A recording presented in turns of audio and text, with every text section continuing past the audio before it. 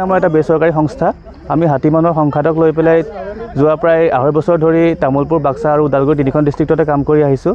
যিবিলাক ধৰক ডিষ্ট্ৰিক্টত এতিয়া হাতীমানৰ সংঘাত লাহে লাহে বৃদ্ধি পাইছে, তেনেধৰণৰ গাঁওবিলাকত এই যাতে অলপমান গাঁওবাসী অলপমান মানে সকাহ পায়, সেইবাবে আমি টৰ্চ আৰু লগতে বেলেগ বিভিন্ন ধৰণৰ যিখিনি সামগ্ৰী আমি দিব পাৰোঁ সেইখিনি লাহে লাহে আমি দিবলৈ চেষ্টা কৰিছোঁ।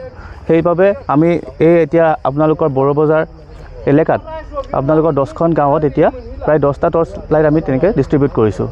কিহৰ পৰা দিছে? আমি অৰণ্যক নামৰ এটা বেচৰকাৰী সংস্থা, আমাৰ SBI ফাউণ্ডেশ্যন বুলি এটা হেৰি আছে, কি বুলি কয়, যোনে ছাপৰ্টটো দিয়ে, তেওঁলোকৰ পৰা ছাপৰ্টটোৰ পৰা আমি লৈ পেলাই আপোনালোকক এই টৰ্চখিনি বিলোৱা হৈছে। অকল টৰ্চে বিতৰণ কৰিছে না আৰু বেলেগ কিবা আছে? আৰু লগতে আমি এতিয়া ইয়াতে এৱাৰনেছ কেম্পেইন কৰিছিলোঁ অলপ দিন আগতে আমাৰ কুমাৰীকাটা ফৰেষ্ট ৰেঞ্জৰ আণ্ডাৰত, আৰু তেনেধৰণে আমি বেলেগ বেলেগ জেগাত বেলেগ বেলেগ ধৰণৰ কিছুমান সামগ্ৰী আমি বিতৰণ কৰোঁ। যেনেকৈ সামগ্ৰী হিচাপে বুলি নহয়, আমি কিছুমান জেগাত আমি ষ্ট্ৰীট লাইট দিওঁ, কিছুমান জেগাত আমি ৱাচ টাৱাৰ দিওঁ। লগতে বিশেষকৈ আমি এই জেগাখিনি মানুহখিনি সজাগতা সভাখিনি মানে ভালদৰে মানুহখিনি সজাগ কৰিবৰ কাৰণে সজাগতা সভা কিছুমান আয়োজন কৰা হয়।